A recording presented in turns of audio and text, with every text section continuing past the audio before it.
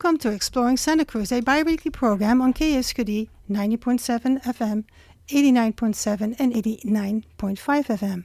I'm your host, Matilda Rand, and my guest is Deborah Osterberg. Deborah Osterberg is the author of the book Historic Tales of Cowell Redwoods State Park, Big Trees Grove. Her book traces the history of how a grove of giant redwoods in Felton became the first grove of coast redwoods ever preserved for public recreation, and how it became the place where most 19th century visitors to California first laid eyes upon the big trees.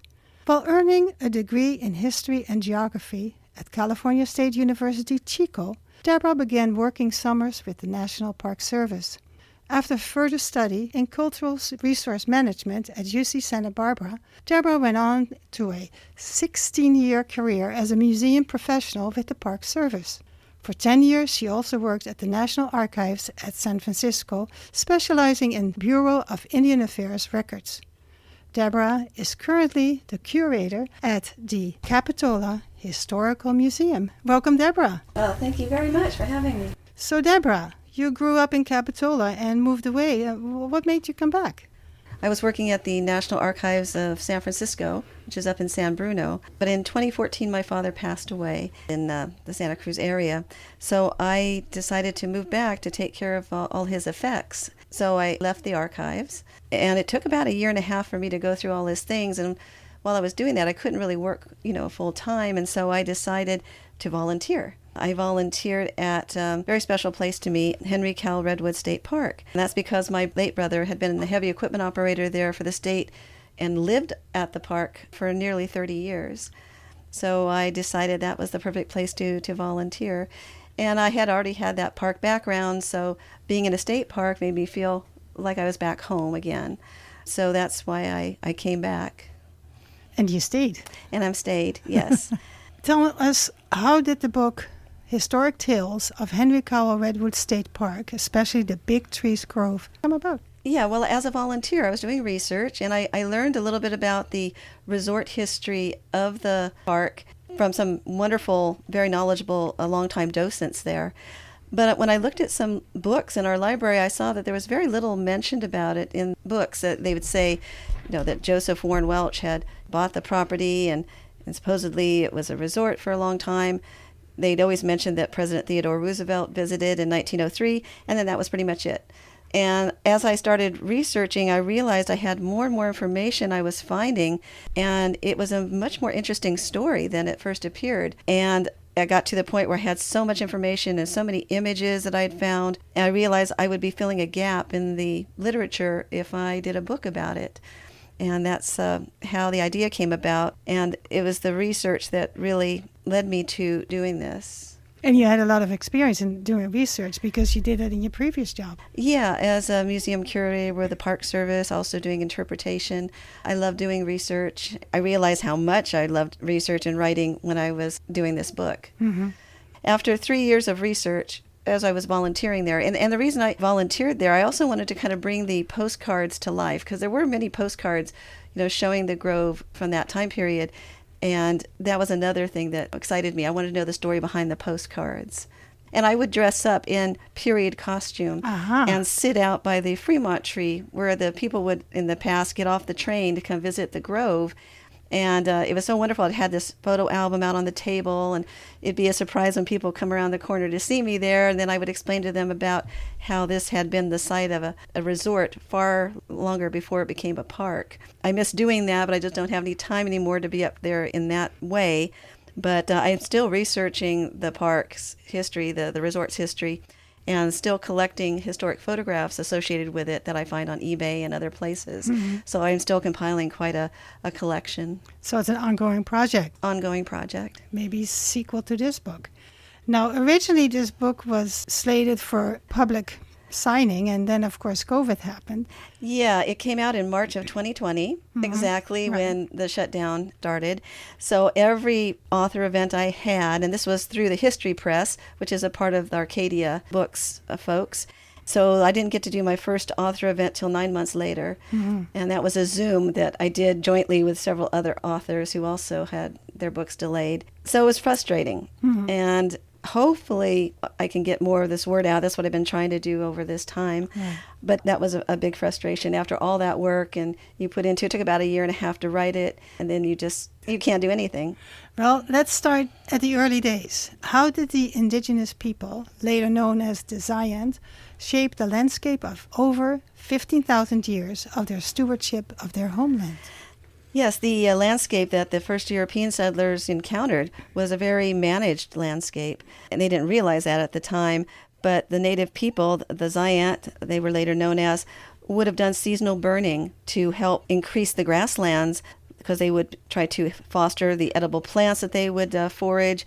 And also they wanted to increase forage for game animals, like deer and so forth, that they would hunt for food.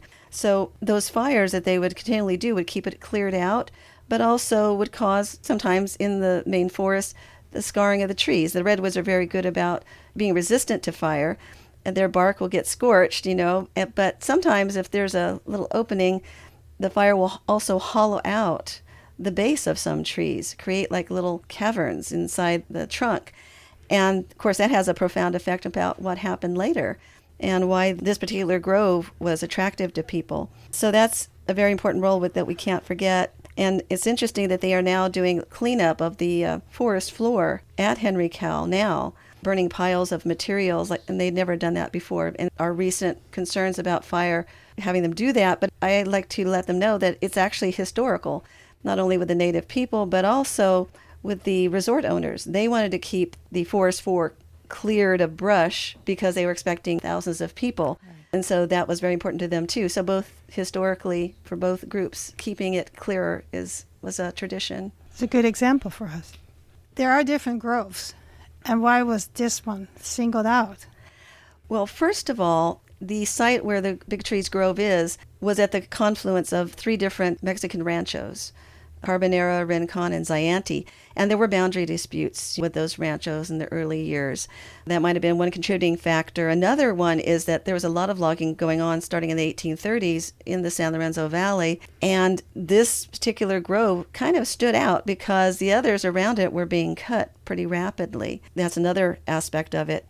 And most importantly, I think, is the story of John Charles Fremont. And he was a very well-known explorer in American history, known as the Pathfinder. He was on his 3rd expedition to the west for mapping when he came out to California, which was then part of Mexico. Mm-hmm. He had permission to come into this region. He wanted to see the giant trees. He had heard some rumors about them. So during his expedition, he and his guide, Kit Carson, came up to what was a little settlement of some fellow Americans in the San Lorenzo Valley. Isaac Graham was one of the members of that, and he had set up a sawmill there. That's why you have Graham Hill Road coming down, because that's the road he built to bring his logs down to the ships out of Santa Cruz. Now, they stayed for a short time, and it was a great, rest period for them too, but Graham wanted Fremont to measure the tallest of his trees on his rancho. And Fremont, being a mapper, was able to triangulate, and he measured it to about 275 feet. Thanks for that. Graham supposedly carved a big F on the side of the tree and said, from this point on, I'm calling this Fremont's tree. Uh-huh. That's a whole nother story we'll get into. So then he went on, of course, before he even got very far, he got involved in the Bear Flag Revolt up in Sonoma, where some other American settlers wanted to try to become independent from Mexico. Unbeknownst to them, the U.S. had already declared war on Mexico due to a border dispute with Texas. That's one way that Fremont got his fame, because he was leading the Bear Flag revolters and continued fighting throughout the Mexican War. He also later was a politician. He was the first Republican nominee for president in 1856, running on an anti-slavery platform. His fame was pretty well established. Also, we have to thank him for, I think it was in that same July of 1846, after he left here, he went up to what became later San Francisco, but he described the opening at that the bay into the ocean as the Golden Gate of trade to the Orient. So we have to thank Fremont for that term, Golden Gate. So you can understand why people at the time were really enamored with him as a hero and a patriotic hero. And after the war, this story starts to circulate probably by the 1860s that Fremont, while he was in the grove, slept in the fire burned out hollow of one of the redwood trees, one of the giants. And we don't know to this day where that story came from. There's some suspicion it might have been from his wife, Jessie Benton Fremont, who helped him prepare his journals and so forth, like a ghostwriter. But we don't know. But we do know its impact because it drew people to the Grove. As early as the 1850s, people would come up to picnic and they were in search of the tree that Fremont slept in. Right. It's interesting to see how the impact of myth in American history, how intense it can be. And later on, Fremont gets questioned about that, but I'll save that for later. So eventually somebody bought the Grove. Yes. There was a lawyer named Stanley who was in charge of it because Isaac Graham had passed away. And his Rancho Zayante was available to be sold. And so this lawyer was trying to find someone to sell it to and could have easily been sold to loggers. But what's interesting is that in 1867, when this was all going on, there had been a fire that swept through the Grove. So that's the last fire that went through what is now Cowell Redwoods.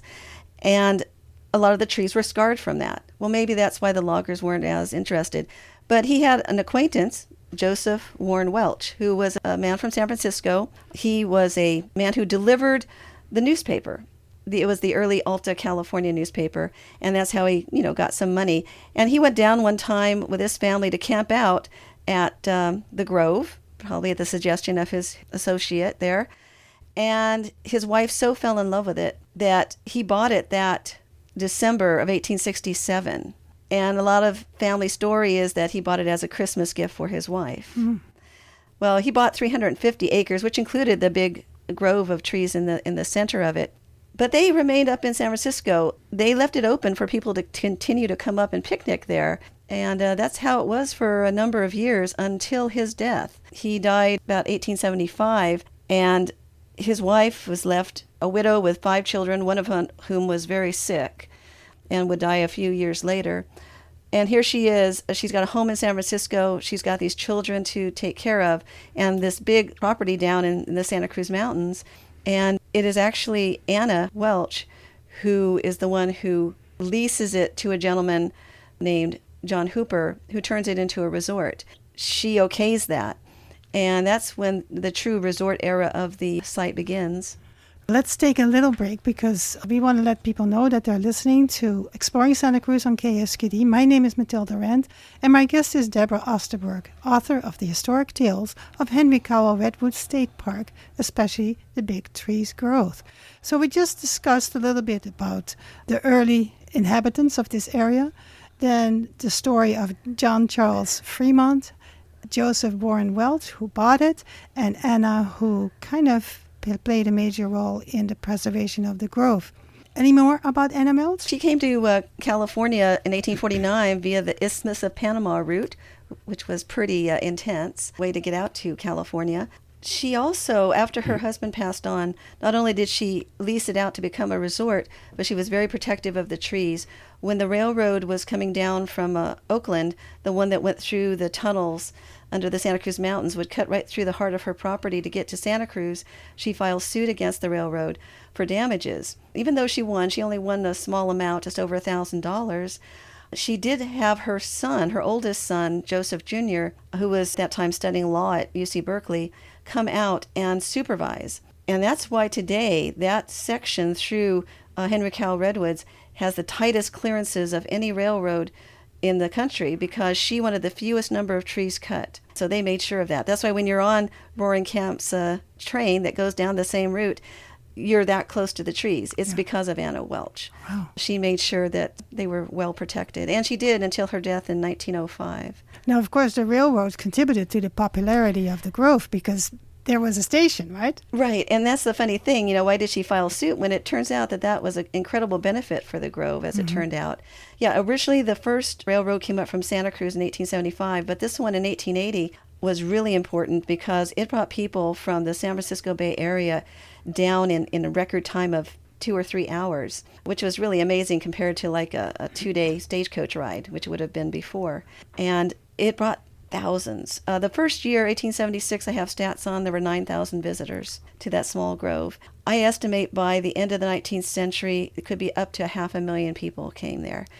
And that's how it became the place to see the redwoods. You got to remember, in the 19th century, it was still very unusual for people to come to California. Well, it was a big idea, a big event in their lives, coming to see the redwoods. Well, where else would you go? There's no big basin park yet. That's 35 years in the future. There is no other place except the giant sequoias up in the mountains of the Sierras, and it takes up to a 70-mile stagecoach ride to get to them in good weather.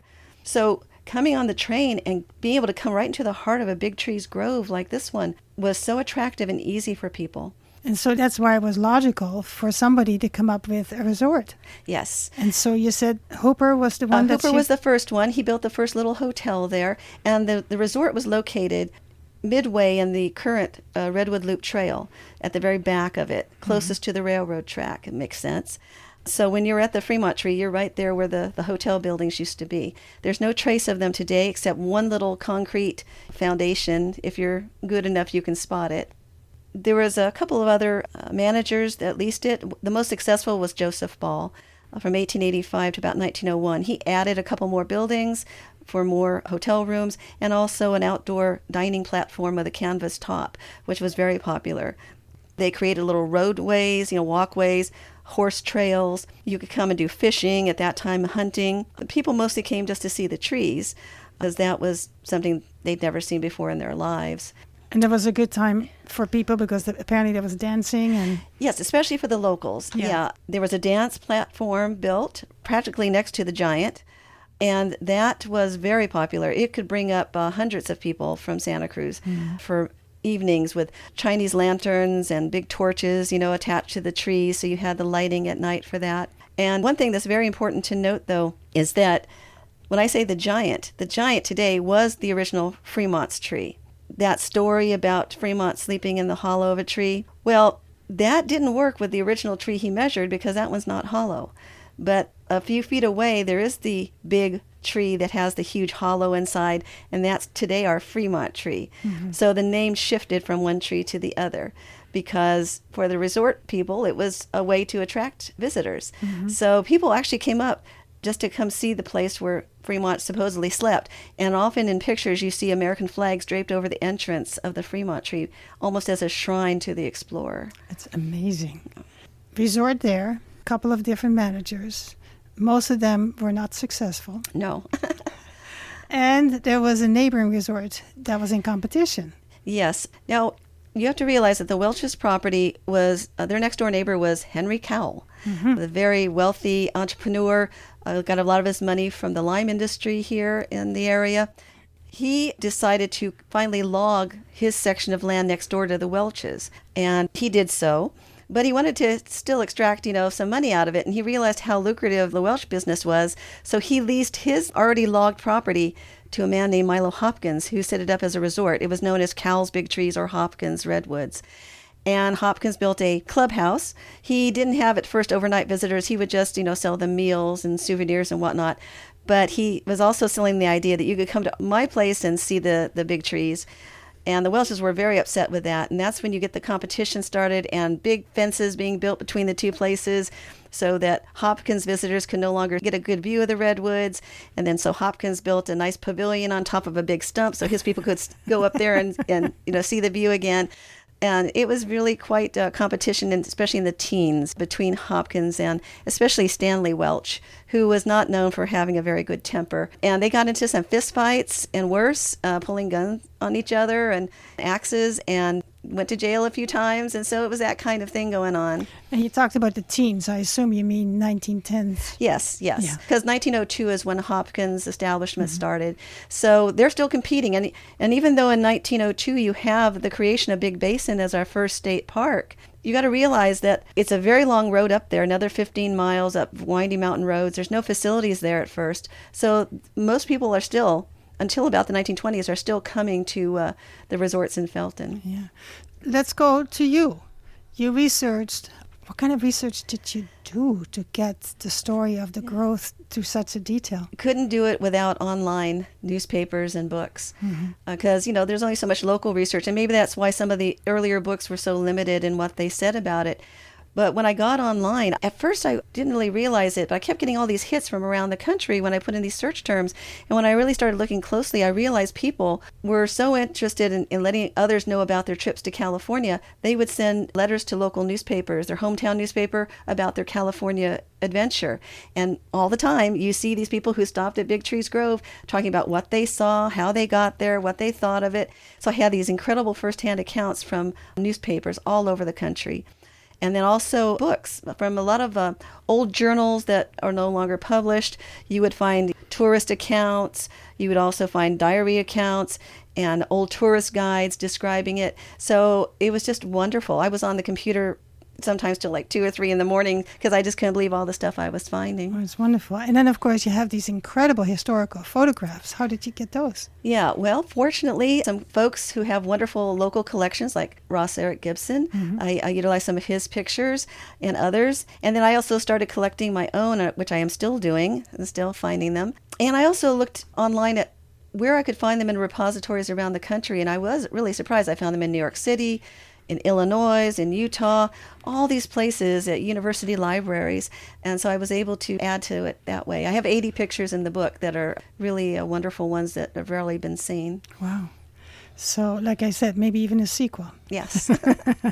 Did Fremont ever return to the Grove? Yes, he did. In May of 1888. He was kind of down on his luck. I mean, he had to sell his home and all his possessions, he and his wife, back in New York. So they moved to California, down to Southern California. Out here, he was still considered a hero from the Mexican War, and he was invited to go to a flower show in San Jose. And he thought, well, since he was so close, he would also stop off at Big Trees Grove because they wanted him to come to the resort because of the story of him having been there. And he came with a few other folks he had served in the war with. And that's when he was asked the question directly by one of the reporters, this big hollow tree, the Fremont tree, did you really sleep in it, like they said, during your expedition? And his response to that was, that's a good story, let it stand. But he was very happy to have been able to come back and see it. And it was a really big deal in the area for him to have returned. Yeah. Any other famous visitors? Lots of them. Everybody you can think of who's famous at that era. I mean, there was Clarence Darrow, there was Cornelius Vanderbilt, John D. Rockefeller, people like that. You had, let's see, I know I've got a little list here of some others. Oh, Augustus Busch, Anheuser-Busch, Will Rogers. You even had a crown prince from Siam come. But most notably, we had 2 presidential visits. President Benjamin Harrison came. But since it was a personal visit, he felt, not a official one, he demanded no pictures be taken. Which is very frustrating to me. But then in 1903, the most important was President Theodore Roosevelt's visit. With all that enthusiasm about important, famous people, why didn't it become the first state park? Well, it's because the Welches didn't want to sell their property. It was their livelihood. Right. And they had it for 65 years. And even though their managers didn't make any money, the Welches did make enough to make it profitable for them. They were asked over and over again. As early as the 1870s, people were recommending that it should be a state park. And so eventually became a state park. When was that? In the early 1950s. Well, it actually became a county park before then. When the Welches wanted to leave the resort, they sold it, thankfully, to Santa Cruz County, and it became Santa Cruz County Big Trees Park. And that's because the eldest son, Joseph Jr., helped to negotiate that. And then in 1954, Samuel Cowell, Henry's son, donated 1,600 acres. And he said, though, if I do this, you have to combine it with the county park and turn it into a state park. But his one requirement was to name it after his father, Henry Cowell, who, in my opinion, probably cut down more redwoods in the San Lorenzo Valley than anyone else. So that's our biggest irony. And that's sneaky. And that's how the Welch family story gets lost, because it wasn't named after them. That's amazing. Yeah. Now, we have a minute left. We talked in the beginning about the book signing and all that.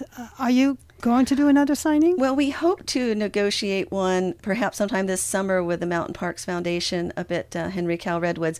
If we do it, it'll be a joint one along with Tracy Bliss, who did a wonderful book on the history of the creation of Big Basin State Park. So our 2 books kind of go together in that way. I think I could do another hour talking with you about this book. But if people want to contact you, you can call Deborah Osterberg at the Capitola Historical Museum, where she presently is the curator, at 831-464-0322. Yes, you can. And I'm hoping to restart my blog that I have, which you can access through the Mountain Parks Foundation website, which is all about Big Trees Grove and more of those stories I didn't have time to put in the book. It's amazing. I think we just covered a third of the book right now. There's so many stories in there. You can get it at not only the park bookstore, but online and also at the bookshop Santa Cruz. Excellent. Like I said, I'm Matilda Rand, exploring Santa Cruz. Deborah Osterberg was my guest, author of Historic Tales of Henry Cowell Redwoods State Park, especially the Big Trees Grove. And she is the curator at Capitola Historical Museum. Contact her at 831-464-0322. And even better, go and see the present exhibit. Yes, which is about the 150th anniversary of Camp Capitola. So come on out. Yay. Thank you.